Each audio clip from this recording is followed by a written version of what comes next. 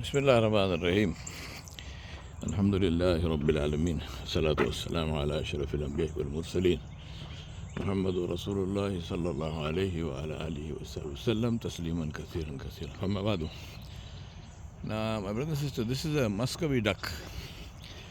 These are, if I am not mistaken, South American, but I might be mistaken, so do look it up. Now that is a male, and this is a female coming towards me. They come in these very interesting colors, and they are almost feral, they're almost wild, and they're very capable of looking after themselves and looking after their little ones.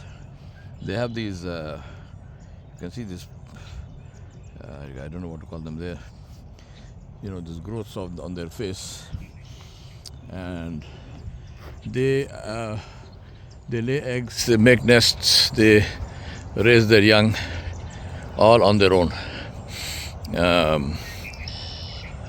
Here where I am now, they are also wild, but also I think some people feed them and so on, so they are, I won't say they're domesticated, because they're not, but they're more friendly towards people and not so scared. Like this one is walking. Usually she would have flown away by now. There's another one there at the edge of the water. There is a suspicious looking bump in the water there. I don't think it's a alligator, but then I'm in Florida, so it's a safe bet to assume in Florida that if there is a piece of water, it says the water body, then more than likely it has alligators in it. I want to remind myself and you that if I can say so, it is. I was going to say one of the most, but I want to actually say the most powerful concept in Islam is the concept of accountability. The concept of accountability. I'm coming up to two rabbits. The concept of accountability. And that's the reason why this concept of accountability also created a lot of difficulty for the people of Makkah, the Quraysh of Makkah, to accept, because truly, I mean, it seems strange to say that, but truly I think I can safely say that they understood Islam and what it entailed better than we do. They understood it much better than we do. And that's the reason why two things happened. One was that they opposed it so strongly, and secondly, that when they accepted it, they were so true to it, they were so completely and totally committed to Islam when they accepted it, because they accepted Islam not routinely, not culturally, not because they were born into it, because they were not born into it. They accepted Islam because they truly understood it, and they accepted it with that understanding. And that understanding has to do with this concept of accountability. Everything in Islam boils down and comes around to the concept of accountability. And that also accountability to the one from whom nothing is hidden. So it's not just accountability to say that, well, I'm accountable, but like, for example, you're accountable to the government of the country that you live in. But and I know that governments are not infallible. There are people who deceive governments. There are people who do all kinds of scams and shenanigans, and they evade taxes and do all sorts of stuff, and they do it successfully.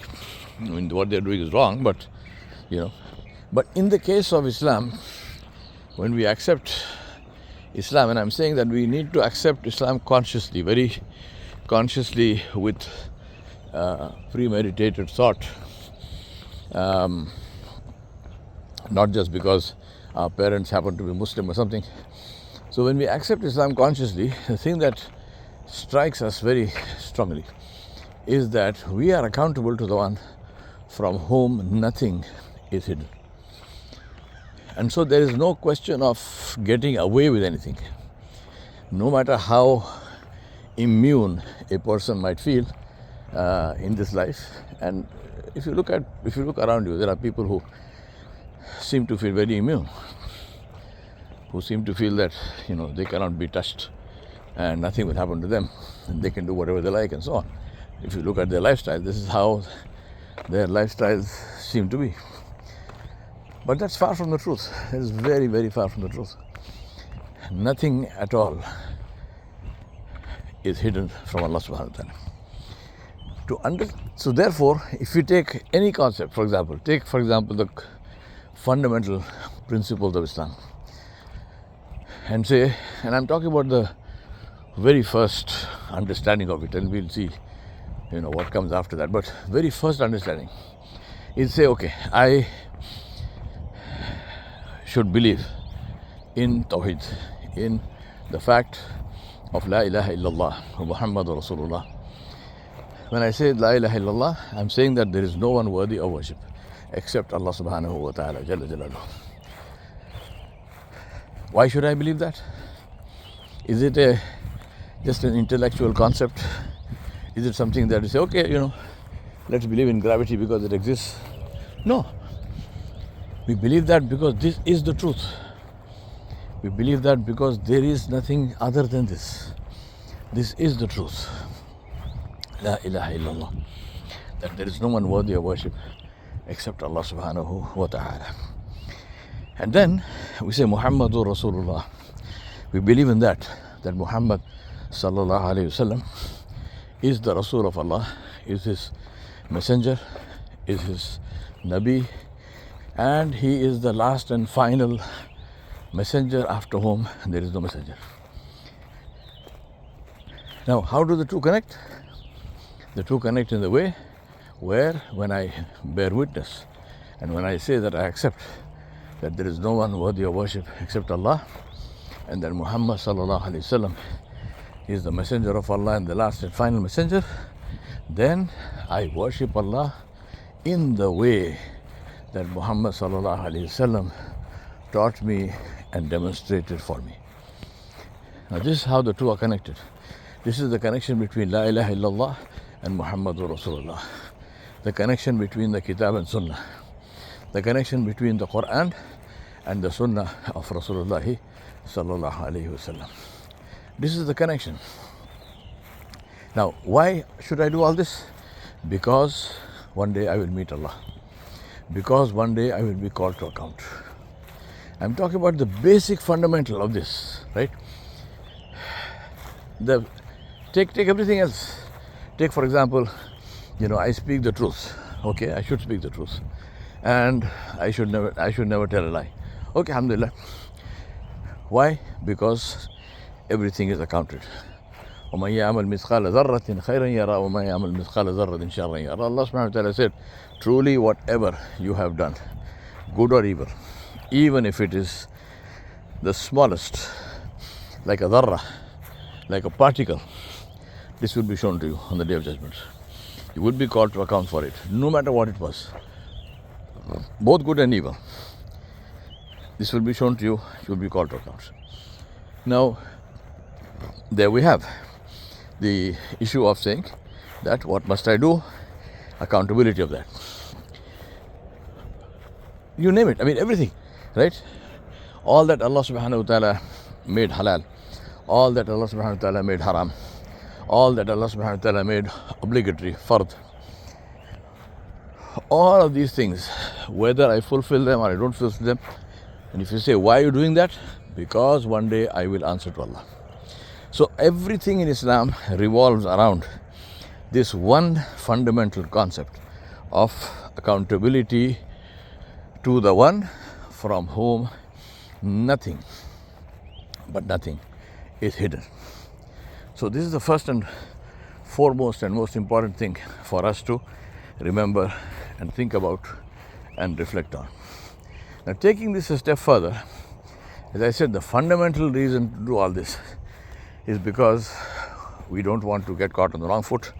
We don't want to be punished. We want Allah subhanahu wa ta'ala to give us Jannah and to forgive our sins. And so we do all this. But there is a step more than that. There is a step higher. And the higher step is that we do this not only to escape punishment, not only because we don't want to go to Jahannam, but we do this because we love Allah subhanahu wa ta'ala jalla jalaluhu. Now that's a higher step and a much higher step. So you do it because you want to please Allah subhanahu wa ta'ala. And that is the reason why actions which are done in the fulfillment of fara'id are extremely important. To deliberately leave a fard or neglect a fard or deny a fard can lead to kufr, can lead to apostasy, can lead to leaving Islam altogether. But the highest reward is for something which is not fard, which is not obligatory, but which is done voluntarily, which is done because we love Allah. So you have the first salawat, alhamdulillah, we are supposed to do them at the right times and in the right way and so forth. And we do them, alhamdulillah. We ask Allah subhanahu wa ta'ala to accept. But then there is something for which Allah subhanahu wa ta'ala says, تتجافى جنوبهم عن المضاجع يدعون ربهم خوفا وطمعا ومما رزقناهم ينفقون فلا تعلم نفس ما أخفي لهم من قرة أعين جزاء بما كانوا يعملون. Allah said that there are those who wake up in the night, whose sides leave their beds, who get up in the night and who stand before Allah subhanahu wa ta'ala.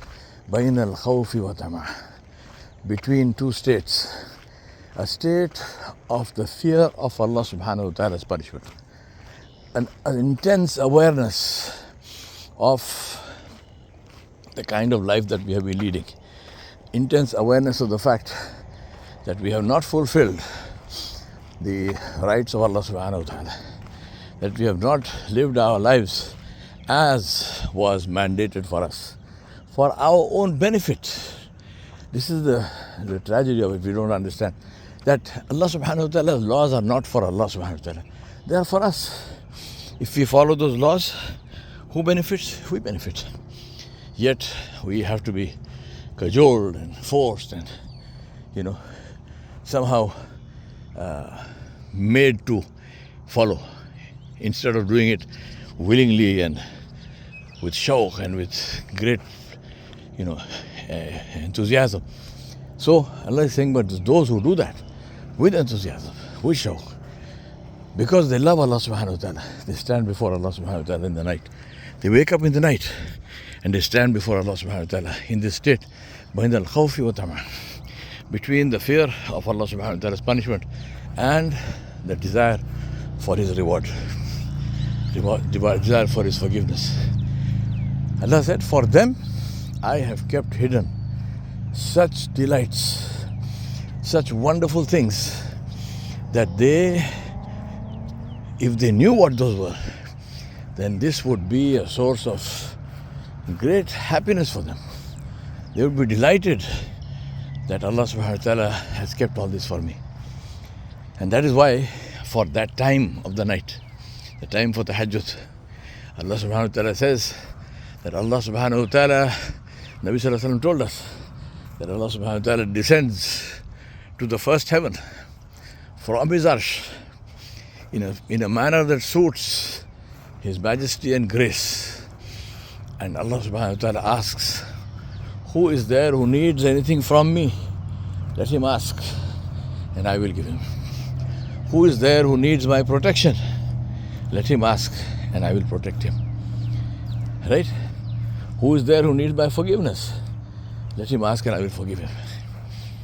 Imagine, Allah is coming down from His Arsh to the first heaven, and He is asking this question. Not at the time of Fajr, not at the time of Zuhr, Asr, Maghrib, Isha, but at the time of Tahajjud, at the time of Qiyamah, at the time of Layl, in the middle of the night. This is the step beyond doing something only because of the fear of accountability. Fear of accountability is very important. Please understand this. This is where it all begins. The beginning of all goodness, the beginning of all goodness is the fear of Allah's punishment. The beginning of all goodness is this khashyat of Allah. It is the fear of Allah's punishment.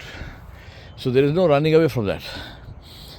Alhamdulillah, we do fear Allah's punishment. No matter who the person might be, no matter how big a wali you think you are, right? And if you think you are a wali, there's a big problem with that. Because only Allah subhanahu wa ta'ala knows who his awliya are. And it's not for any of us to determine and decide for ourselves whether in our favor or in the favor of anyone we love and like, and say that so and so is the wali of Allah. We don't know that, so don't say it. We ask and we hope that Allah subhanahu wa ta'ala will include such and such a person among his awliya. Alhamdulillah. So be very clear about these things. So the point is that two levels, as I said, the most fundamental principle of Islam, the most powerful concept of Islam is the concept of accountability to Allah, from whom nothing is hidden, and the way that manifests is one, through the fear of Allah's punishment, and two, the hope for His reward, out of love for Allah, out of the hubb of Allah, Jalla Jalaluhu. We do it because we love Allah. But does it mean we don't fear Allah? Of course we fear Allah. We fear to offend the one we love. And that is the essence of taqwa. وصلى الله على نبي الكريم وعلى آله وصحبه أجمعين برحمتك يا أرحم الراحمين.